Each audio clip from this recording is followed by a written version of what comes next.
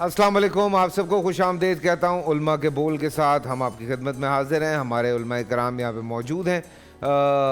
مفتی حنیف قریشی صاحب جو ہیں وہ اس وقت پنڈی میں ہیں، وہ ہمارے ساتھ آج نہیں ہیں۔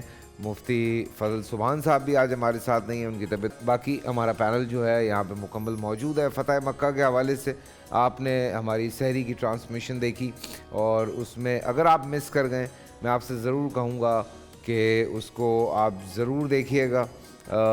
یوٹیوب پہ وہ موجود ہے، اور انتہائی خوبصورت گفتگو رہی ہے فتح مکہ کے حوالے سے۔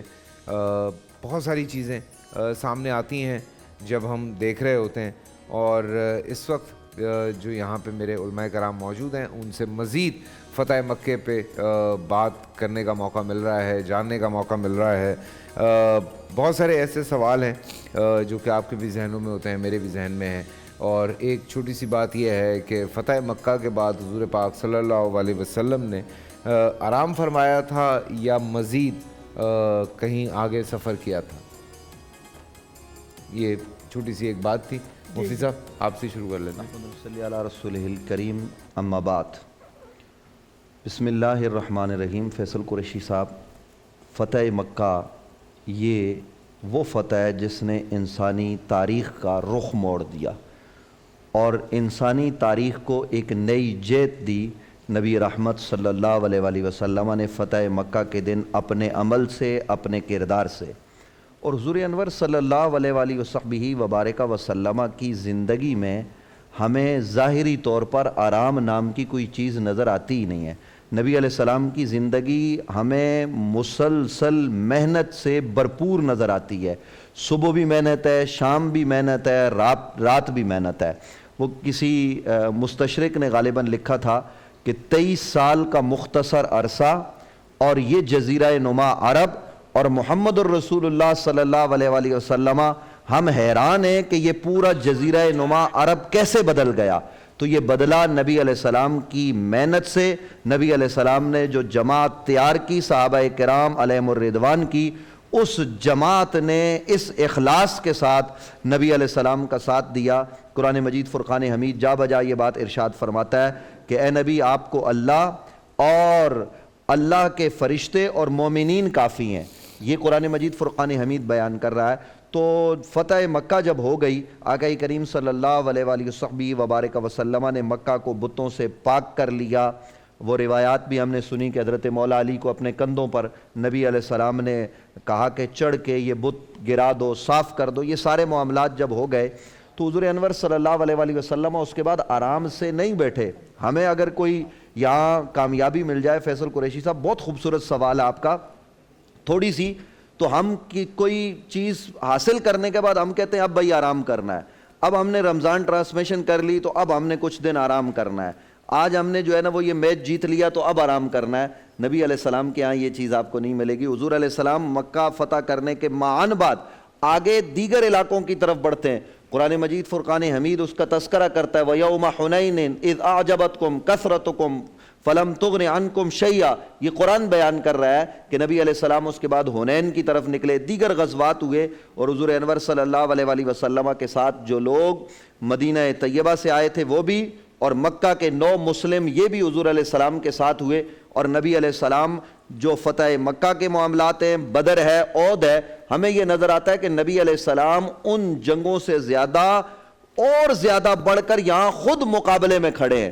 اور ایک موقع ایسا آیا حنین میں کہ آقا کریم صلی اللہ علیہ وآلہ وسلم تنہا ہیں، آپ کے قریب حضرت عباس بن عبد المطلب ہیں، ان کی روایت موجود، حضرت علی ہیں اور دیگر صحابہ، چونکہ انہوں نے اس قدر زور سے مسلمانوں پر حملہ کیا کہ انسان حیران تھے، چاروں طرف سے تیر آ رہے تھے اور انہوں نے جو ہے نا وہ گھات لگائے ہوئے تھے۔ اس حال میں حضور علیہ السلام تنہا کھڑے، اور حضور علیہ السلام کے ساتھ چند صحابہ، اور حضور علیہ السلام کہہ رہے ہیں انا النبی لا کذب، میں اللہ کا نبیوں میں جھوٹا نہیں ہوں، انا ابن عبد مطلب، میں عبد المطلب کا بیٹا ہوں۔ یعنی نبی علیہ السلام یہ آواز لگا رہے ہیں اور نبی علیہ السلام خود تلوار چلا رہے ہیں۔ یہ محنت آپ کو نظر آئے گی۔ اور پھر صحابہ کرام علیہم الرضوان جو ادھر ادھر ہو گئے تھے جنگ کی وجہ سے، وہ قریب آئے اور پھر مسلمان جو ہے نا وہ فتح کی طرف بڑھے۔ اور یہاں ایک اور راز کی بات یہ ہے کہ فتح کبھی کثرت سے نہیں ملتی، یہ بات ذہن میں رہے۔ ایک آدمی نے لکھا کہ مکہ اس لیے فتح ہوا کہ نبی علیہ السلام کے ساتھ 10,000 لوگ تھے، یہ بات نہیں ہے۔ حضور انور صلی اللہ علیہ وآلہ وسلم نے انہی مکہ والوں کو شکست دی، بدر میں 313 تھے۔ تو یہ جو قلت اور کثرت کا ہمارے یہاں تصور ہے کہ جہاں لوگ زیادہ ہوں گے تو وہی طرف جو ہے وہ کامیاب لوگوں کی ہوگی، وہی فلاح پانے والے ہوں گے، یہ محض جو ہے نا وہ ایک بات ہے جس کو قبول نہیں کیا جا سکتا، کیونکہ نبی رحمت صلی اللہ علیہ وآلہ وسلم کے ساتھ کم لوگ ہیں اور حضور علیہ السلام کامیابی کی طرف بڑھ رہے ہیں۔ مسلمانوں کے دل میں فتح مکہ کے موقع کے بعد کہ ہم نے مکہ فتح کر لیا اور اب ہم آگے بڑھ رہے ہیں، 9 مسلم لوگ بھی شامل ہو گئے تو لشکر 14,000 یا 13,000 بعض روایات کے مطابق بن گیا، تو اب ہم جو ہے وہ ہمیں کوئی نہیں روک سکتا۔ آج جو ہے نا وہ ہم کامیاب ہو کے لوٹیں گے۔ بس جب انہیں اپنی کثرت پر تھوڑا سا فخر ہوا تو اللہ رب العالمین نے کہا جب تم فخر کر رہے تھے نا تو تمہیں اس تعداد نے نہیں بچایا، تمہیں محض اللہ کے کرم نے بچایا۔ تو کبھی بھی انسان اپنی عددی کثرت پر فخر نہ کرے، غرور نہ کرے، یہ گمان نہ کرے کہ جناب ہم کثرت کی وجہ سے کامیاب ہوں گے۔ کامیابی رب العالمین کے کرم سے فیصل قریشی صاحب حاصل ہوتی ہے، تو یہ چیز بھی ہمیں پیش نظر رکھنی چاہیے۔ ہم دیکھتے ہیں تاریخ میں کہ ایک طرف آپ کو قلت نظر آئے گی، دوسری طرف لوگوں کی کثرت نظر آئے گی، تو کثرت کا نام و نشان مٹ جاتا ہے، قلت جو ہے وہ ابد الآباد تک جو ہے وہ نام بنا لیتی ہے۔ آپ کو کربلا نظر آئے گی، وہاں آپ کو امام حسین کی طرف افراد کی قلت ہے لیکن دوسری طرف افراد کی کثرت ہے۔ لیکن قلت جن کے پاس افراد کی تھی، اور یہ ایک اور بات ہے، وہ قلت کا لفظ میں استعمال کر رہا ہوں، وہ قلت نہیں تھی۔ اللہ کے ہاں بندوں کو نہیں دیکھا جاتا، شخصیت کو دیکھا جاتا ہے کہ یہ شخصیت کتنی بلند و بالا ہے۔ ایک طرف نبیوں اور ایک طرف پوری کائنات، تو جس طرف نبی ہوں گے وہ طرف بھاری ہوگی، جس طرف ایمان والے ہوں گے وہ تھوڑے بھی ہوں تو وہ بھاری ہوں گے، وہ کثرت والوں پر غالب آ جاتے ہیں۔ تو ہمیں آج فتح مکہ اس بات کا درس بھی دے رہی ہے، عاجزی، انکساری، اللہ کے حضور مانگنے کا تصور، یہ ہمیں فتح مکہ سے ملتا ہے۔ سبحان اللہ، سبحان اللہ۔ میں ایک سوال اوبویسلی شہری صاحب دماغ میں آتا ہے۔ تقریباً 8-9 سال پہلے حضور پاک صلی اللہ علیہ وسلم کو مکہ سے نکالا گیا اور اس کے 8-9 سال غالباً لگے حضور پاک کو واپس آنے میں، لیکن جب حضور پاک واپس تشریف لاتے ہیں تو آگے سے کوئی مقابلہ نہیں کیا گیا آپ سے۔ تو مطلب یہ بات جو ہے نا، یہ ایک بڑی، میں چاہتا ہوں کہ اس پہ تھوڑی بات ہونی چاہیے کہ کیا کمزور ہو گئے تھے مکہ والے جو وہاں پہ رہتے تھے، یا کیا ایسی بات تھی جس کی وجہ سے وہ آگے سے انہوں نے کوئی مقابلہ ہی نہیں کیا؟ بسم اللہ الرحمن الرحیم۔ فتح مکہ کا موضوع اصل میں اسلام اور کفر کے درمیان موجود تمام معرکوں میں سب سے بڑا ایسا موضوع ہے جس سے حق اور باطل کے درمیان شناخت کے حوالے سے اور حق کے لبادے میں چھپے ہوئے لوگوں کی شناخت کے حوالے سے بھی، اور باطل کے اندر موجود بظاہر جو طاقت نظر آتی ہے اس طاقت سے مرعوبیت کے نتائج کے حوالے سے بھی بہت کچھ سیکھنے کو ملتا ہے، بہت کچھ۔ دیکھیے، اسلام کی جو فتح ہے، اسلام کا غلبہ ہے، اس کی بنیاد کبھی بھی تلوار نہیں ہے۔ اللہ کے دین کو پھیلانے کی ذمہ داری جو لوگ لے کر آئے وہ طاقت لے کر نہیں آئے، اسلحہ لے کر نہیں آئے۔ اگر اسلحہ اور طاقت کی بنیاد پر ہی لوگوں کو مسلمان کرنا ہوتا، دین کے دائرے میں داخل کرنا ہوتا، دین کے دائرے میں داخل کر کے ان کو اللہ کا اچھا بندہ بنانا ہوتا، تو ایک سمپل سا سوال ہے، اللہ کو کیا ضرورت تھی کہ 1,24,000 انبیاء بھیجنے کی؟ اللہ اگر چاہتا تو کوئی بندہ کافر ہوتا ہی نہیں، اللہ اگر چاہتا تو کوئی بندہ اللہ کا مخالف ہوتا ہی نہیں، واہ واہ۔ اللہ اگر چاہتا تو تمام جتنے انسان ہیں آج 7 ارب سے زیادہ، سب کے سب سجدریز ہوتے اللہ کی بارگاہ میں، لیکن اللہ نے ایسا نہیں کیا۔ اللہ نے انسان کو خلق کر کے بھیجا، اس کو آزادی دی، اس آزادی کے ساتھ اس کے اندر حق اور باطل کو پہچاننے کی ایک قوت دی جس کو عقل کہتے ہیں۔ وہ عقل انسان کے اندر چھپی ہوئی ہے، اس عقل کو جگانے اور باہر مصداق دکھانے کے لیے انبیاء کو بھیجا، اور بھیجا بھی اختیار دے کر، یعنی انسان کو مجبور نہیں کیا۔ اب اگر اسی اللہ کے بھیجے ہوئے دین کے بارے میں کوئی یہ سمجھے کہ اللہ کے دین کو تلوار کے زور پر پھیلایا گیا، تو اس سے بڑھ کر اللہ پر اور اللہ کے دین پر بہتان کوئی نہیں ہے۔ اس لیے اللہ کے دین کے پھیلاؤ کا ذریعہ کبھی بھی تلوار نہیں ہے، یہ ذہن میں رکھیے گا، کبھی بھی تلوار نہیں ہے۔ اللہ کے دین کو پھیلانے کا جو ذریعہ ہے وہ ہے عقل، وہ ہے دلیل، وہ ہے علم، وہ ہے معرفت، وہ ہے کردار۔ لہٰذا نبی کریم یتیم عبداللہ ہونے کے باوجود تمام عربوں میں محبوب تھے اپنے کردار کی وجہ سے۔ تمام لوگ ان کی دعوت توحید کے مخالف تھے لیکن ان کی صداقت و امانت کے معترف تھے اس کردار کی وجہ سے۔ لہٰذا اسلام کے پھیلنے کی جو وجہ ہے وہ لوگوں کی تربیت ہے، وہ لوگوں کے اندر ایمان ہے۔ ابھی مفتی صاحب نے بڑا اچھا اشارہ کیا، آپ دیکھیں دو جنگیں ہیں ایک دوسرے کے پیچھے پیچھے، ایک بدر ہے ایک احد ہے۔ احد میں بدترین شکست ہے اور بدر میں بہترین کامیابی ہے۔ وجہ کیا ہے؟ بدر میں تعداد کم، احد میں دشمن کی تعداد زیادہ، بدر میں دشمن کی تعداد زیادہ، مسلمانوں کی تعداد کم، ادھر اسلحہ کم ادھر اسلحہ زیادہ، ادھر کمزور لوگ پہلی دفعہ کسی اس طرح کی جنگ کا سامنا کر رہے ہیں، ادھر وہ ہمیشہ مسلمانوں کو مارتے رہے، انہیں گھمنڈ ہے، طاقت کا احساس ہے، لیکن اس کے باوجود وہ جو پاکیزگی ہے، وہ جو اللہ کے وعدے پر ایمان ہے، وہ جو رسول اللہ کے وعدے پر ایمان ہے، اس ایمان کی وجہ سے بہت چھوٹے سے مدت میں، کم عرصے میں اتنی بڑی کامیابیاں نصیب ہوتی ہیں۔ احد میں چونکہ اس جنگ کے بعد کی جو کیفیت تھی اس میں تھوڑا سا وہ آ گیا، ہاں ہم اس کا مطلب ہے کم تعداد میں بھی فتح یاب ہو سکتے ہیں، اب اسلحہ بھی آ گیا، اب تعداد بھی بڑھ گئی، اب اللہ کے رسول پر جو ایمان، جو ایقان، جو اللہ کے وعدوں پر یقین تھا وہ اپنی جگہ ہے، لیکن اس کے ساتھ اپنی طاقت اور اپنے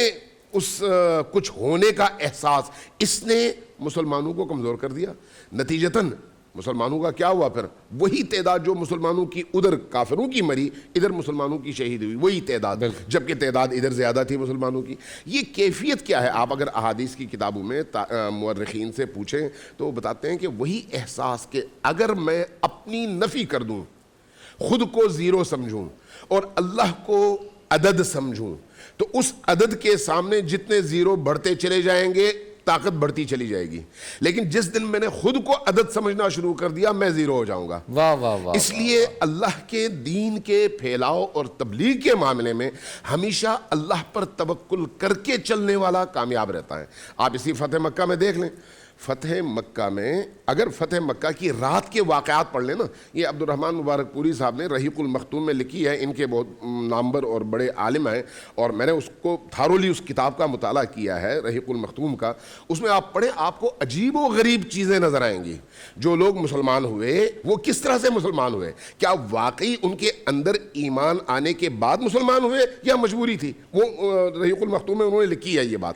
اب وہ جو کیفیت تھی، آپ نے چونکہ سوال فتح مکہ کے موقع کے حوالے سے کہا تھا بھی اتنے عرصے رسول کریم مجبور رہے اور مشکلات میں رہے، شیب ابی طالب میں رہے، مشکلات اور ان تمام مسائل کو سہتے رہے، لیکن ان چھوٹے سے عرصے میں 7-8 سال کے بعد وہ ایسی کون سی تبدیلی آئی جس نے مکہ والوں کو اتنا زیادہ مرعوب کر دیا اور رسول کریم اور ان کے لشکر والوں کو اتنا زیادہ حوصلہ دیا؟ وہ توکل علی اللہ ہے، وہ اللہ پر ایمان ہے، وہ رسول اللہ کے وعدوں پر ایمان ہے۔ اس ایمان کی وجہ سے آپ دیکھتے ہیں کہ جب فتح مکہ ہوتا ہے اور یہ لشکر مکہ میں داخل ہوتا ہے تو وہاں پر بھی ایک بات یہاں پر وہ ان دا بریکٹس عرض کرتا جاؤں کہ آج بھی کوشش یہ ہوتی ہے کہ امیر المؤمنین علی ابن ابی طالب کے کارناموں کو کمرنگ کر کے دکھایا جائے، کوشش یہ ہوتی ہے، اور بہت سارے لوگ یہ کرتے ہیں۔ ہم نے الحمدللہ اس پورے عرصے میں ان 20 دنوں میں یہاں پر بڑی اچھی فضا دیکھی اور رکھی کہ ہم حقائق کو بیان کریں جس طرح سے ہیں۔ فتح مکہ میں بھی جب مکہ فتح ہوا، کعبے میں لوگ داخل ہوئے، مسلمان داخل ہوئے، تو کعبے کے بتوں کو توڑنے کی جو ذمہ داری اللہ کے رسول نے دی وہ علی ابن ابی طالب کو دی۔ سبحان اللہ۔ اور ان تمام بتوں کو توڑنے کے لیے اونچے اس پر چڑھنے کی ضرورت تھی، رسول اللہ نے کندھے پیش کیے، امیر المؤمنین رسول اللہ کے کندھے پر چڑھے، یہ تاریخ بتاتی ہے. یعنی امیر المؤمنین علی ابن ابی طالب کے بغیر کوئی جنگ ایسی نہیں ہے جس میں فتح ہوئی ہو, کوئی جنگ ایسی نہیں ہے جس میں دشمن کے بڑے بڑے سرغنے ہلاک نہ ہوئے ہوں, کوئی جنگ ایسی نہیں ہے جس میں سے علی کے کردار کو تھوڑا سا بھی کم کر دیا جائے یعنی چھپایا جائے, تو آپ وہاں پر آسانی کے ساتھ اس جنگ کی فتح اور اس کے اسرار کو بیان کر پائیں.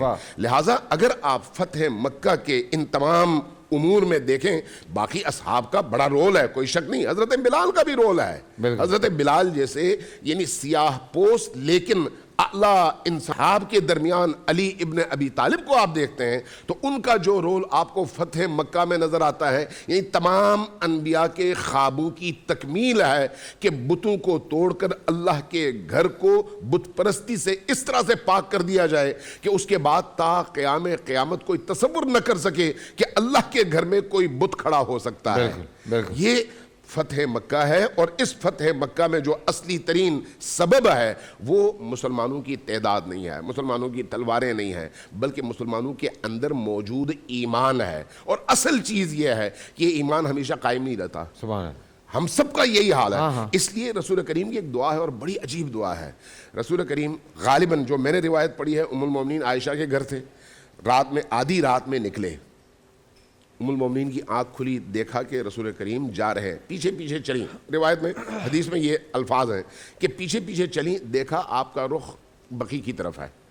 بقی یعنی خانہ رسول سے کچھ فاصلے پر ہے, اب بھی آپ دیکھتے ہیں روضے رسول سے تھوڑے سے فاصلے پر, وہاں پر تشریف لے گئے, قبور کے درمیان قبلہ رخ ہو کر بیٹھ گئے, اور اس کے بعد سجدے میں ذکر فرما رہے ہیں, الہی لا تکلنی الی نفسی طرفت عین ابدا, بار الہ تو مجھے ایک لمحے کے لیے بھی نفس کی مرضی پر نہ چھوڑنا. حضرت یوسف کی دعا قرآن میں دیکھیں, حضرت یونس کی دعا قرآن میں دیکھیں, اور یہاں پر حضرت رسول خدا کی دعا دیکھیں.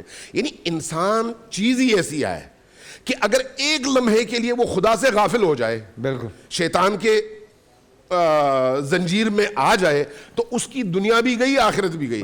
اس لیے ایمان بات کر رہے ہیں کہ نبی جو ہیں رسول وہ بھی یہ دعا فرماتے ہیں, وہ یہ دعا فرماتے ہیں. تو ہم انسانوں کو تو اس پہ کتنا اچھا. میں ویسے جب ہم پڑھ رہے ہوتے ہیں, دیکھ رہے ہوتے ہیں, بہت ساری چیزیں سامنے آتی ہیں.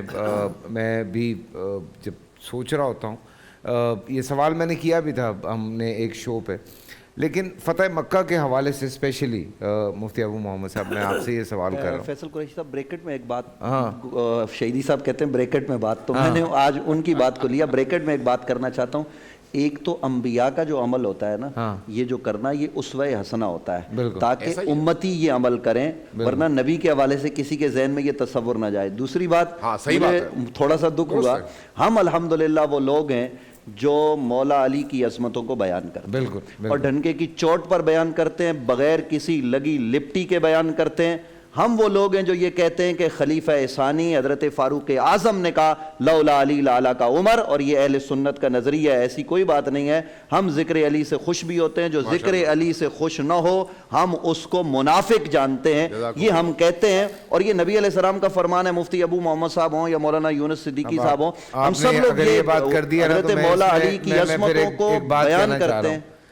مجھے کل سے بڑا دکھ ہے. کل مجھے اسپیشلی بہت سارے کلپس بھیجے گئے اور میں دیکھ بھی رہا تھا, اور مجھ سے کہا بھی کہ اس پہ ضرور بات کیجیے گا. جو بچی گمی دعا, اس کے لیے جب کہا گیا اس کے علاقے میں مسجد میں کہ آپ اعلان کروا دیں, تو انہوں نے اس لیے انکار کر دیا کیونکہ وہ شیعہ گھرانے سے تعلق رکھتی ہے. نہیں فیصل قریشی صاحب, بات یہ ہے کہ یہ پتہ نہیں کون سے مولوی صاحب ہوں گے, کیا ہوں گے. میں عرض کر رہا ہوں, میں ٹی وی پر بیٹھ کر ہم یہ بات عرض کر رہے ہیں کہ جناب اعلان کرنا ہمارے یہاں فقہی ایک مسئلہ ہے کہ اگر کسی کی بکری گم ہو جائے, گاڑی کے کاغذات گم ہو جائیں, چند روپے گم ہو جائیں, تو وہ مسجد میں آئے. مسجد عبادت خانہ ہے, وہاں ان چیزوں کا اعلان نہیں ہوتا.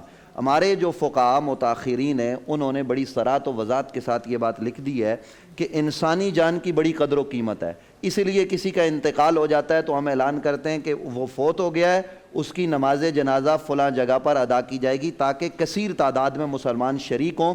اسی طرح سے کوئی بچی کوئی بچہ گم ہو جاتا ہے, محلے میں کسی کو مل جائے, اب کیا اعلان؟ آج کل تو خیر میڈیا ہے، جب میڈیا تک بھی پہنچنے کے لیے آپ کو بڑی جو ہے وہ ہمت چاہیے ہوتی ہے، بہت زیادہ تعلقات چاہیے ہوتے ہیں.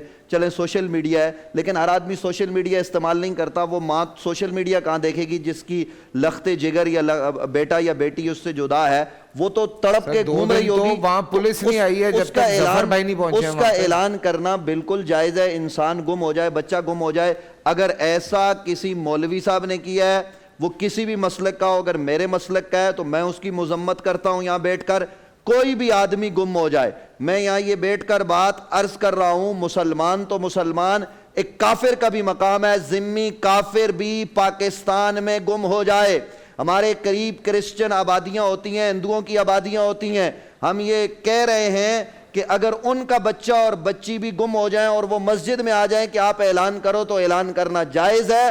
اعلان کرنے میں ممانعت نہیں ہے. اگر ان کا نام ایسا ہے کہ جو اللہ رب العالمین کے نام کے حوالے سے یعنی شریعت کے اصولوں سے ٹکراتا ہے، تو وہ نام اگرچہ آپ نہ لیں، یعنی وہ لات منات کے نام پر ہے یا کسی بت کے نام پر ہے، اس سے اجتناب کیا جائے، اس کی کوئی کونیت یا کوئی اور نام لے لیا جائے.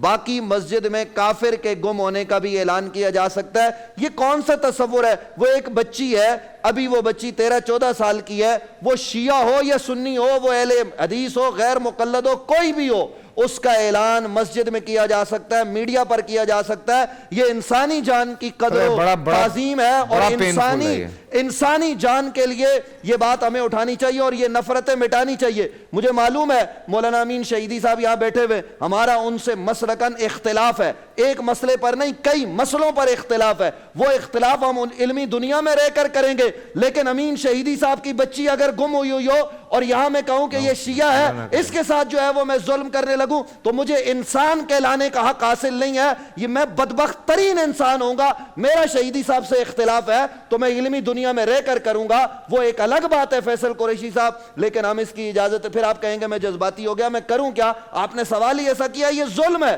یہ صریحاً زیادتی ہے. ایسے لوگوں کو جو ہے نا وہ مسجدوں میں امام مقرر نہیں کرنا چاہیے. یار آپ کیا کر رہے ہو؟ گورنمنٹ کا کام ہے، ہم کیا کہہ سکتے ہیں جی. فتح مکہ کے بعد جو ایک چیز واضح طور پہ سامنے آئی، وہ میرے پیارے نبی صلی اللہ علیہ وسلم نے جس طرح سے وہاں لوگوں کو معاف کیا. حالانکہ ہم اس سے پہلے اگر دیکھتے ہیں ہماری بہت ساری ہماری ہسٹری میں ہمارے انبیاء کرام دشمنوں کے لیے کہیں کہیں کچھ ناراض ہو کے اللہ کی بارگاہ میں گڑ گڑاتے ہوئے نظر آتے ہیں. لیکن حضور پاک نے جس طرح سے فتح مکہ میں ان لوگوں کو معاف کیا جنہوں نے وہاں سے انہیں نکالا تھا، اور کس طرح سے معاف کیا. بسم اللہ الرحمن الرحیم. وما ارسلناک الا رحمۃ للعالمین. گزارش یہ ہے کہ یہاں بریک سے پہلے علامہ امین شہیدی صاحب نے ایک جملہ کہا کہ ہمارے ہاں حضرت علی المرتضیٰ رضی اللہ تعالیٰ عنہ کو کچھ لوگ بہت کم کر کے بیان کرتے ہیں. میں اس کی اپنے وضاحت کر دینا چاہتا ہوں. ویسے وضاحت کرنی نہیں چاہیے کہ 20 دن انہوں نے ہمیں سنا ہے اہل بیت کے حوالے سے. آپ کی بات نہیں کر رہے تھے، وہ جنرلی بات کر رہے تھے. جی لیکن میں یہ جملہ کہنا چاہتا ہوں، آن ایئر کہہ رہا ہوں، یہ ہمارا ایمان ہے. اس سے نہ کسی کی خوشنودی مقصود ہے اور نہ ہی کسی کو راضی کرنا مقصود ہے، صرف اللہ کی رضا کے لیے. کہ جس طرح ہمارا دین، ہمارا ایمان، ہمارا اسلام، ہمارا دین، ہمارا ایمان، ہمارا اسلام ابو بکر، عمر، عثمان کے بغیر مکمل نہیں ہوتا، اسی طرح اہل بیت حضرت علی کے بغیر ہمارا دین، ایمان، اسلام مکمل نہیں ہوتا. ایک لمحہ کے لیے بھی حضرت علی کو آپ سائیڈ پہ کریں تو ہمارے دین کی تمام بنیادیں دھڑم سے ختم ہو جاتی ہیں. ہمارا دین مکمل اس وقت ہوتا ہے جب یہ سارے اہل بیت اور صحابہ اکرام اکٹھے ہوتے ہیں، اور یہ اکٹھے جمع ہوتے ہیں تو ان سب کے ساتھ ہمارا دل، ایمان چلتا بھی ہے، دھڑکتا بھی ہے. اب آتے ہیں آپ کے سوال کی طرف. فتح مکہ میں کل سے دیکھ رہا ہوں مختلف پروگرام ہوئے، دوسرے ٹی وی چینل پر بھی ہوئے، لیکن میں اس پروگرام کا تھوڑا سا رخ بھی موڑنا چاہتا ہوں آپ کے سوال کے ساتھ ساتھ. ہمیں اس جو رہنما اصول ہیں فتح مکہ کے اندر، اس سے لینا کیا ہے؟ یہ واقعہ تو بہت سارے لوگوں نے سنا بھی، سنایا بھی، ہر سال اس کے اسرار و رموز پر بات ہوتی ہے. حضور صلی اللہ علیہ وسلم کے یہاں پر سب سے بڑی صفت جو رحمت للعالمین ہے اس پر بات ہوتی ہے، اور ہو بھی کیوں نہ، ہونی بھی چاہیے. اس کی وجہ یہ ہے بنیادی کہ ایک حصہ رحمت اللہ تعالیٰ جل شانہ نے پوری کائنات میں تقسیم کی ہے. ایک حصہ رحمت اب ایک ایسا رحمت پوری کائنات کی تمام مخلوقات میں تقسیم ہے، انسان بھی ہیں، جنات بھی ہیں، چرند بھی ہیں، پرند بھی ہیں، تمام مخلوقات ہے، اور 99 حصے رحمت اللہ نے جناب محمد مصطفیٰ کو عطا فرمائی ہے، تو اس کا اظہار لازمی طور پر یہاں ہونا چاہیے تھا۔ اس فتح مکہ میں جو رہنما اصول ہیں ان سے ہمیں سبق حاصل کرنا چاہیے، اور ہمارے لیے سبق کیا ہے؟ آج ہم یہ تو کہتے ہیں حضور نے معاف کر دیا سب کو، اب یہ بھی بتاتے ہیں کہ حضور نے کس کو معاف کیا؟ وہ جانی دشمن تھے، وہ مکہ سے نکالنے والے تھے، وہ ہجرت پر مجبور کرنے والے تھے۔ اب سوال براہ راست مجھ سے ہو رہا ہے کہ اگر حضور نے ان کو معاف کر دیا، تم کسی کو معاف کیوں نہیں کرتے؟ تم اپنے بھائی کو معاف کیوں نہیں کرتے؟ تم اپنے پڑوسی کو معاف کیوں نہیں کرتے؟ اپنے دوست کو معاف کیوں نہیں کرتے؟ اپنے یاروں کو معاف کیوں نہیں کرتے؟ اپنے محلے داروں کو معاف کیوں نہیں کرتے؟ تو سوال یہاں آ کر کھٹک جاتا ہے۔ اگر قیامت کے دن اللہ کے نبی نے ہم سے یہی سوال کر لیا کہ بھئی آپ بیان تو بہت کرتے تھے، آپ بتاتے تو بہت تھے، تاریخ آپ کو بڑی یاد تھی، کتابیں آپ کو بڑی حفظ تھیں، لوگوں کو آپ نے بتایا، فتح مکہ کے موقع پر میں نے لا تثریب علیکم اليوم کہہ کر کہ میں آج اپنے بھائی یوسف کی طرح سب کو معاف کرتا ہوں، تو تم نے معاف کیوں نہیں کیا؟ تو ہم اللہ کے رسول صلی اللہ علیہ وسلم کو کیا جواب دیں گے؟ ایک رہنما اصول یہ ہے کہ اگر حضور نے معاف کیا تو ہم نے بدرجہ اولا کسی کو معاف کرنا ہے۔ دوسرا ایک رہنما اصول یہاں یہ بھی آیا کہ جو کوئی آپ کا احساس کرے، آپ پر احسان کرے، آپ نے احساس کا بدلہ احساس سے دینا ہے، آپ نے احسان کا بدلہ احسان سے دینا ہے۔ مکہ فتح ہوا، شاید اس طرف کسی کی نظر نہیں گئی، تمام صحابہ کرام بڑے خوش ہیں، بالخصوص جو ہجرت کر کے مدینہ گئے تھے آج وہ بڑے خوش ہیں، اپنے دیس میں آ گئے، اپنے وطن میں آ گئے، اپنے علاقے میں آ گئے۔ اور یہ فطرتی بات ہے کہ کس بندہ امریکہ میں بھی ہو، مکہ مدینہ میں بھی ہو، لیکن پلٹ کے جب وہ اپنے علاقے میں آتا ہے، اپنے گاؤں میں آتا ہے، تو اسے قدرتی طور پر اپنے علاقے سے ایک محبت ہوتی ہے، وہ بڑا خوش ہوتا ہے۔ مکہ والے بڑے خوش تھے، لیکن آج حضور صلی اللہ علیہ وسلم چونکہ مزاج شناس تھے تو اہل انصار کو آپ نے دیکھا تو آپ کی ان تمام صحابہ کی آنکھوں میں آنسو تھے۔ حضور آقا دو عالم صلی اللہ علیہ وسلم ان کے دیکھ کر رو پڑے، چشم نبوت میں آنسو چھلک پڑے، اور حضور روئے تو کیوں روئے؟ فتح مکہ کے موقع پر بہت سارے صحابہ اکرام آپ کے ساتھ گئے۔ اب یہ دو طرح کے صحابہ اکرام تھے، ایک وہ صحابہ اکرام تھے جو مکہ سے ہجرت کر کے حضور کے ساتھ مدینہ آئے، اور دوسرے وہ صحابہ اکرام تھے جو مدینہ منورہ میں تھے، جنہیں انصار کہا جاتا ہے۔ تو فتح مکہ کے موقع پر یہ انصار صحابہ اکرام کے دل میں ایک بات آئی جس کی وجہ سے یہ شدید پریشان ہوئے کہ حضور تو اپنے وطن آ گئے ہیں، وطن اصلی میں، اور کہیں ایسا نہ ہو کہ حضور اب یہیں رہ جائیں۔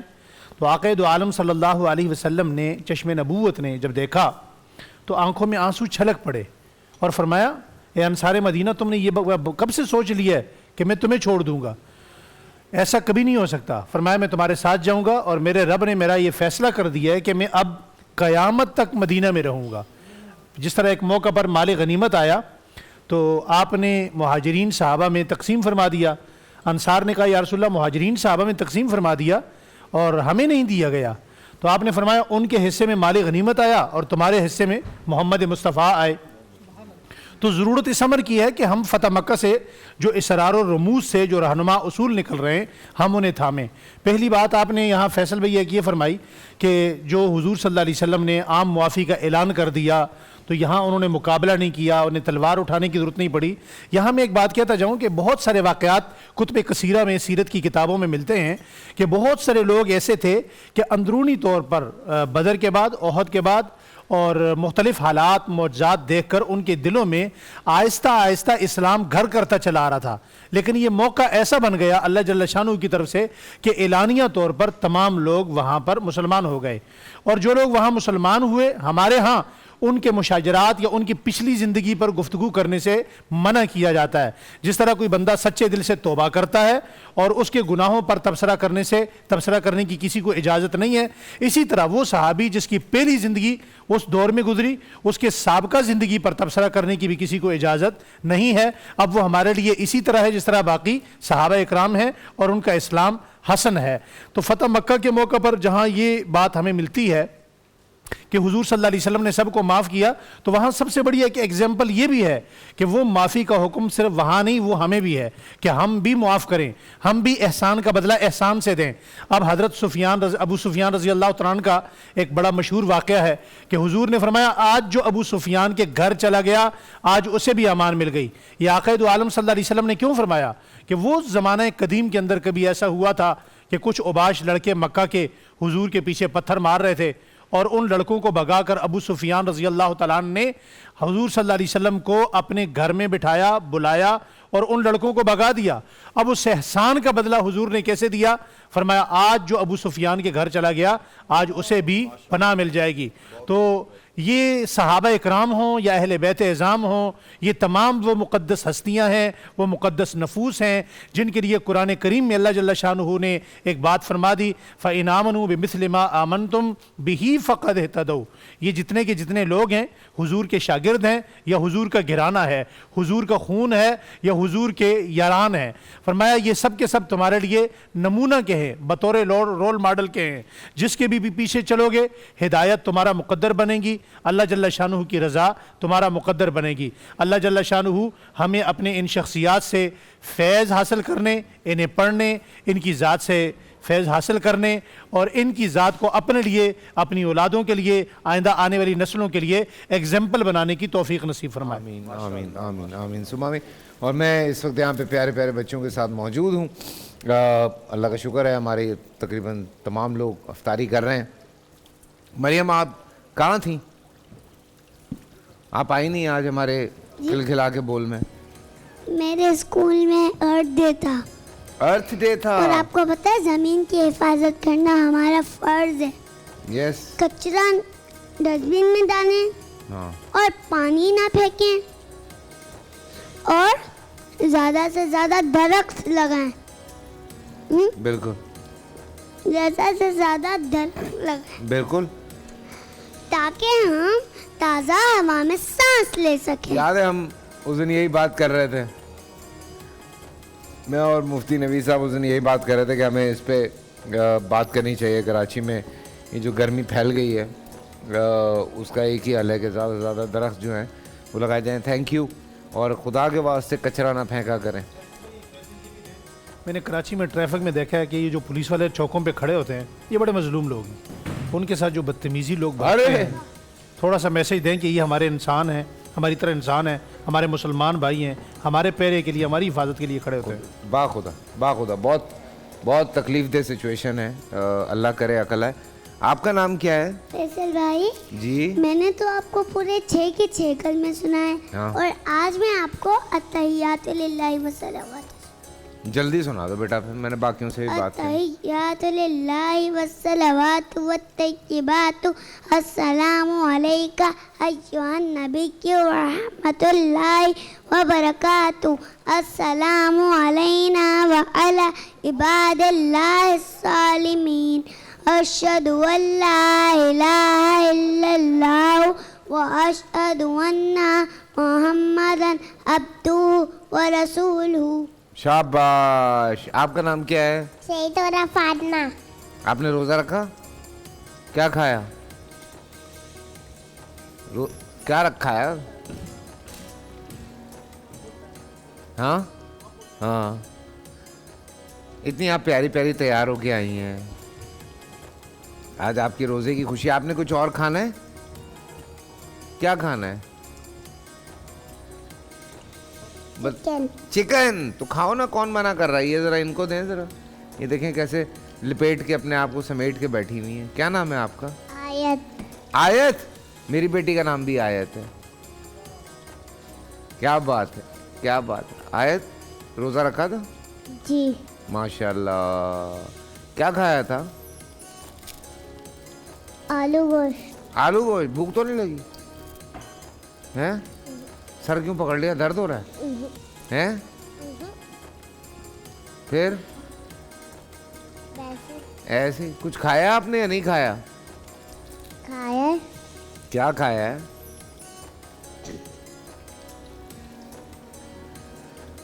شاہ صاحب، بات ہو رہی ہے فتح مکہ کے حوالے سے۔ مسلمانوں کی جیت کے آئی ایم سوری میں آپ کے برگر اور آپ کے بیچ میں حائل ہو گیا, سر یہ کھانا پینا تو میں حائل ہو گیا آپ دونوں کے بیچ میں, اس خطا پہ مجھے معاف کر دیجیے گا. لیکن حضور میں یہ جاننا چاہ رہا ہوں کہ دیکھیے بات چل رہی ہے فتح مکہ کے حوالے سے, مسلمان ہر ممکن کوشش کرتا ہے ہر جگہ کہ اس کو اللہ پاک فتح نصیب کرے. سو ہم یہ چاہتے ہیں کہ چاہے کوئی بھی چیز ہو, کوئی بھی کام ہو, تھوڑا سا آپ فتح مکہ کے حوالے سے جو اپنا حصہ ڈالنا چاہتے ہیں وہ بالکل ڈالیں, لیکن ایسی دعا جو مسلمان لوگ کرتے رہیں, ویسے تو ہر ایک کو کرنی چاہیے دعا, کوئی ایسا وظیفہ فتح کے لیے پوزیشن ہولڈر کے لیے, جیسے ہر آدمی چاہتا ہے اپنی فیلڈ میں. بچے ہیں یہاں پہ, بسم اللہ الرحمن الرحیم. قرآن پاک میں اذا جاء نصر اللہ والفتح ورأیت الناس يدخلون فی دین اللہ افواجا, یہ جو سورہ مبارکہ میں فتح کا ذکر ہے تو یہ فتح مکہ کی طرف اشارہ ہے. اور پھر فتح مکہ کا جو سبب بنا وہ اصل صلح حدیبیہ کو توڑنا, جو معاہدہ طے پایا تھا اس معاہدے کی خلاف ورزی کی پر یہ معاملہ فتح مکہ کا واقعہ ہوا. اور پھر 6 رمضان مبارک تاریخ کی کتابوں میں اور 8 سن ہجری کو اللہ کے پیارے حبیب صلی اللہ علیہ وسلم 10,000 صحابہ کا لشکر لے کر روانہ ہوئے, اور پھر راستے میں مزید قافلے شامل ہوتے رہے, اور مکہ پہنچنے تک کم و بیش تعداد 12,000 کے قریب تھی. اور قربان جائیے جیسے شہیدی صاحب نے اس طرح توجہ دلائی کہ جب حضور مکے میں بیت اللہ میں داخل ہوئے, کیونکہ بیت اللہ میں بت نصب کیے ہوئے تھے, ایک تو وہ وقت تھا کہ جب حضور صلی اللہ علیہ وسلم مولا کائنات کے شہزادوں کو کندھے پر سوار کرتے تھے. آج مکے کی بیت اللہ کے اندر جب بت گرانے کا وقت آیا تو تاریخ کی کتابوں میں یہ موجود ہے کہ اللہ کے پیارے حبیب صلی اللہ علیہ وسلم حیدر قرار مولا کائنات کو اپنے کندھوں پر سوار کیا. اور یہ آیت نازل ہوئی اس وقت, وَقُلْ جَاءَ الْحَقُّ وَزَهَقَ الْبَاطِلُ إِنَّ الْبَاطِلَ كَانَ زَهُوقًا, حق آیا اور باطل مٹ گیا. تو اسی ضمن میں جادو کے لیے بھی ایک عمل بتا دوں. یہ جو آیت ہے سورہ بنی اسرائیل میں ہے, وَقُلْ جَاءَ الْحَقُّ وَزَهَقَ الْبَاطِلُ إِنَّ الْبَاطِلَ كَانَ زَهُوقًا, حق آیا باطل مٹ گیا. آج ہر دوسرا بندہ جادو کا شکوہ کرتا ہے, تو اگر جس کے اوپر جادو ہو یا وہ مصائب میں گرا ہوا ہو, کسی ظالم کے سنجے میں ہو, تو رات کو 12 بجے یعنی رات کے پہر میں اس آیت کو 70 بار پڑھے 40 ڈیز تک, اور اللہ کے حضور دعا مانگے, انشاءاللہ اس کی برکت ہے, حضرت جادو کا اثر ختم ہو جائے گا. یہ بہترین ایک عمل ہے. ہاں, سورہ بنی اسرائیل میں یہ آیت موجود ہے, غالباً 89 ہے یا 81 ہے, اس کے آس پاس ہی ہے, 79 یا 80. وَقُلْ جَاءَ الْحَقُّ وَزَهَقَ الْبَاطِلُ إِنَّ الْبَاطِلَ كَانَ زَهُوقًا. وظائف پڑھتے ہیں, ہمیں ترجمے پہ بھی غور کرنا چاہیے. حق آیا اور باطل مٹ گیا, اور باطل کو تو مٹنا ہی تھا. فتح مکہ کا پورا نقشہ اس آیت میں آ گیا. قربان جائیے, یہ حضور علیہ السلام یہ آیت پڑھتے جاتے اور بعد میں چھڑی سے اشارہ کرتے, بعد میں انگلیوں بت سر کے بل گرتے. تو تفاسیر میں اس طرح یہ موجود ہے. تو یہ آیت مبارکہ اگر رات کے وقت 70 مرتبہ پڑھی جائے 40 ڈیز تک, تو الحمدللہ اس آیت کی برکت یہ کہ جادو کا اثر ختم ہو جائے گا. اگر کوئی ظالم آپ کو تنگ کر رہا ہے, آپ کے مال پر قبضہ کیے ہوئے ہے, کوئی ظالم حاکم ہے, یا کوئی آپ پر ظلم و زیادتی کر رہا ہے, جبر کر رہا ہے, اس وقت بھی اس آیت کا ورد کریں, انشاءاللہ اللہ تعالیٰ آپ کو اس ظلم سے, اس ظالم سے نجات عطا فرمائے گا. پھر آپ نے جو فتح کے لیے, تو جو بچے چاہتے ہیں ہم پوزیشن ہولڈر بنیں, جو والدین چاہتے ہیں ہمارے بچے ترقی کریں, کسی بھی میدان میں یونیورسٹی کالج کے طلبہ ہیں, اسی طرح آپ کاروبار میں کامیابی چاہتے ہیں, تو سورہ نصر جو میں نے آپ کے سامنے پڑھی, یہ اما پارے کے آخری صورتوں میں ہے. سورہ تبت یدا سے پہلے اذا جاء نصر اللہ والفتح ورأیت الناس يدخلون فی دین اللہ افواجا. یہ پوری سورہ مبارکہ جو ہے اسے سورہ نصر کہتے ہیں. اما پارے کے آخری 30ویں پارے کی آخری صورتوں میں اس کو معمول بنا لیں, صبح 7 مرتبہ, شام کو 7 بار پڑھیں. انشاءاللہ آپ جس جگہ قدم رکھیں گے کامیاب ہوں گے, کامیابی آپ کے قدم چومے گی, آپ کو فتح و نصر ملے گی. اور فتح مکہ کا آخری پیغام, جیسے اللہ مفتی ابو محمد نے کہا کہ قربان جائیے حضور جب داخل ہوئے, آپ جس اونٹنی پہ تھے تو آپ اس قدر شکر اور عاجزی میں تھے کہ تو حضور صلی اللہ علیہ وسلم کا شملہ مبارک بعد روایت میں کہ زمین سے لگ رہا تھا, اور آپ کا چہرہ مبارک بالکل اونٹنی کے شانے کے ساتھ تھا, اور بعض میں ہے کہ آپ کی آنکھیں اشک بارتی شکر کی وجہ سے, اور عاجزی کا یہ عالم تھا. تو یہ بھی پتہ چلا فتح مکہ سے کہ جب آدمی کو کوئی نعمت ملے تو وہ صبر اور دوسرا عاجزی کو نہ چھوڑے. ہمارے یہاں ہوتا ہے جب کوئی عہدہ مل جاتا ہے تو آدمی معاذ اللہ انتقام میں آ جاتا ہے, اور جب کوئی عہدہ منصب ہوتا ہے آدمی ظلم اور زیادتی پر آ جاتا ہے. تو اللہ کے پیارے حبیب صلی اللہ علیہ وسلم نے فتح مکہ میں ہمیں یہ بھی پیغام دیا کہ جب آپ کو کوئی منصب مل جائے, عہدہ مل جائے, تو مخالفین کو, ظلم کرنے والوں کو معاف کر دو, صرف سوائے وہ جنہوں نے جو حضور رسول اللہ کے گستاخ تھے 4, ان کے علاوہ باقی سب کو معاف کر دیا گیا. تو گستاخ رسول کا جو معاملہ ہے یہ بڑا سخت ہے. اللہ تعالی ہمیں حضور کی ناموس پر پہرا دینے کی توفیق عطا فرمائے اور گستاخوں کے شر سے بچائے, اور اللہ ہمیں حضور کا باادب بنائے. آمین آمین ثم آمین. شکریہ. میں وہی ابھی میسیجز دیکھ رہا ہوں, اتنے سارے میسیجز آ رہے ہیں, لیکن خیر آگے بڑھتے ہیں. والصلاة والسلام علی رسول اللہ وعلی آلہ وصحبہ اجمعین وبعد. فتح مکہ کے بارے میں مختلف جانب پر علماء کرام نے گفتگو کی ہے. اس میں آپ کا سوال تھا کہ آخر اہل مکہ نے ریزسٹ کیوں نہیں کیا, مقابلہ کیوں نہیں کیا, کیسے ایک دم جھک گئے. 2 سال پہلے جب صلح حدیبیہ اور نبی حدیبیہ کے مقام پر تھے, اہل مکہ تلواری لے کر نکل رہے کہ اگر آپ داخل ہوئے ہم آپ لڑائی کریں گے آپ کے ساتھ. لیکن فتح مکہ کے وقت کیا ہوا ان کو, اس میں جو کمال ہے وہ رسول اکرم صلی اللہ علیہ وسلم کے جنگی منصوبہ بندی کا کمال ہے. سبحان اللہ. آپ نے جس طریقے سے جنگی منصوبہ بندی کی, اس طریقے اس کی وجہ سے اہل مکہ کو پتہ ہی نہیں چلا. آپ اپنا لشکر لے کر مکہ کے دروازے پہنچ گئے اور ان کو پتہ ہی نہیں, اور لشکر دیکھ کے ایک دم ششدر رہ گئے کیا ہو گیا یہ. تو اس میں نبی کریم صلی اللہ علیہ وسلم کی وہ منصوبہ بندی جو آپ نے کہا یہ اللہ کے حکم سے تھی, کیونکہ اللہ نے مکہ کو حرام کیا. اور فرمایا لا اقسم, اللہ فرماتے لا اقسم بہذا البلد وانت حل بہذا البلد, اس حرمت والے شہر کی مجھے قسم, اس کو صرف تو ہی نے حلال کیا تیرے. اور اس میں ایک تھوڑی سی گھڑی کے لیے اللہ تعالیٰ نے مجھے اس میں حلال کیا اس کو, یعنی اس میں خون بہہ سکتا ہے, ورنہ یہ مکہ حرام ہے, اس میں خون نہیں بہہ سکتا. ایک منصوبہ بندی کا کمال تھا کہ آپ نے اہل مکہ کو اتنا موقع ہی نہیں دیا کہ وہ آپ کے مقابلے میں نکل سکے. حدیبیہ میں ان کو پتہ تھا بیٹھے ہوئے, اس لیے وہ مقابلے کے تیار تھے. تو صلح حدیبیہ جو فتح مکہ ہے اسلام کا وہ ٹرننگ پوائنٹ ہے.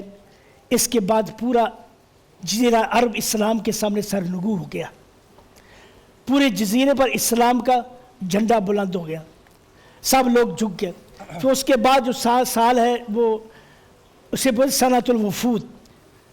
اذا جاء نصر اللہ والفتح ورأيت الناس يدخلون في دين الله افواجا فسبح بحمد ربك واستغفر انه كان توابا. جب اللہ کی نصرت آئی آپ دیکھیں لوگ جوک در جوک, فوج در فوج اسلام میں داخل ہو رہے ہیں, وفود آ رہے ہیں مسلمان ہوتے جا رہے ہیں, وفود آ رہے ہیں مسلمان ہوتے جا رہے ہیں. اسے کہتے ہیں سنۃ الوفود, وفود کا سال.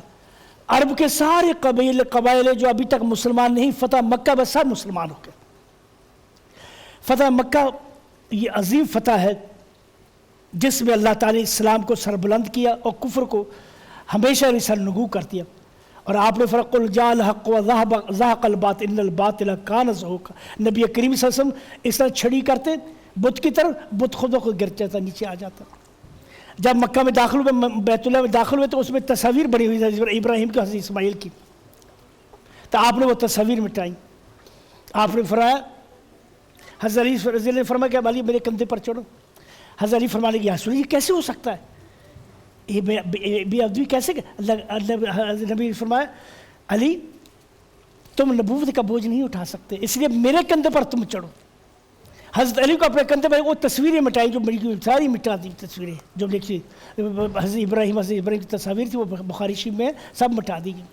تو آپ نے ذکر کیا اللہ کے رسول کی زندگی جدوجہد سے عبارت ہے. مثلا آپ مدینہ میں آئے, 10 سال رہے آپ مدینہ میں, 10 سال میں آپ نے 19 بار لشکر بھیجا باہر جہاد کے لیے, اور ان میں سے 14 لوگوں کا مارگ میں خود شریک ہوئے. اب 10 سال کی اس عرصے میں 14 مارکوں میں خود اللہ کے رسول شریک ہوئے, باقی 2 مارکوں میں صحابہ کو بھیجا. گویا کہ آپ کی زندگی میں کہیں سکون, جب تک اسلام سربلند نہیں ہو گیا آپ نے سکون نہیں کیا. سبحان. आपने जद्दोजहद की, आपने कोशिश की और इस्लाम को फैलाया। नबी करीम सल्लल्लाहु अलैहि वसल्लम ने इतनी जद्दोजहद की, तो आप देखिए कभी आपने कभी दुनियावी सुकून की तरफ नहीं देखा। लश्कर आ रहे हैं, जा रहे हैं, वफूद आ रहे हैं, तो रसूल अकरम सल्लल्लाहु अलैहि वसल्लम फतह मक्का के बाद जो अल्लाह ताला ने इस्लाम को सरफराज किया, बुलंद की इज़्ज़त दी, वो अजीब इज़्ज़त थी। वह पूरे का पूरा अरब मुसलमान हो गया। अब जो तुलाक़ात है, जब उसके बाद हुनैन की तरफ चले, अब ये हुनैन के लोगों के बारे में आपको खबर मिली कि बनी हवाज़न और सकीफ़ के लोग कुछ ऐसे हैं जो कि आपके ख़िलाफ़ जत्थाबंदी किए बैठे हैं।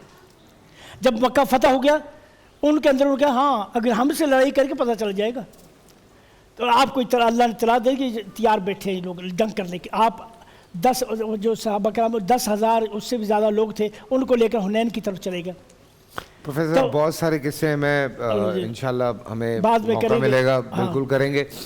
शुक्रिया अदा करना चाह रहा हूँ हमारे जितने भी स्पॉन्सर्स हैं, बच्चों के साथ यहाँ पे रीफलैंड की जानिब से गिफ्ट हैम्पर्स जाएंगे, हम उनका शुक्रिया अदा करना चाहते हैं। फ़ौजी जो यहाँ पे ये बच्चों के लिए इन्होंने भेजा है, उनको नाश्ते में ज़रूर खिलाएं। फ़ौजी सीरियल्स, उनके गिफ्ट हैम्पर्स बच्चों के साथ जाएंगे। उसके साथ साथ डियर पेंसिल है जी, डियर पेंसिल के भी गिफ्ट हैम्पर्स जो हैं वो बच्चों के साथ जा रहे हैं। हम उनका भी थैंक यू करते हैं। अच्छी पेंसिल्स हैं इसमें और अच्छे गिफ्ट हैम्पर्स हैं। उसके साथ साथ यहाँ पे बच्चे जो खा रहे हैं वो उसमें ज़ईम होम किचन है, उनका हम शुक्रिया अदा करते हैं। KFC का हम शुक्रिया अदा करते हैं कि KFC की जानिब से यहाँ पे काफ़ी लोग बर्गर खा रहे हैं और मैं भी शुक्रिया अदा कर चुका हूँ, मैंने एक दिन खाया, ऐसी बात नहीं है। और मैं शुक्रिया अदा करना चाहता हूँ जमज़म का, आपका बहुत बहुत शुक्रिया, मज़े की मिठाई आप भेजते हैं। और इसके साथ अब आपसे सहर पे मुलाकात होगी। अपना ख्याल रखें, इंशाअल्लाह मुलाकात होती है।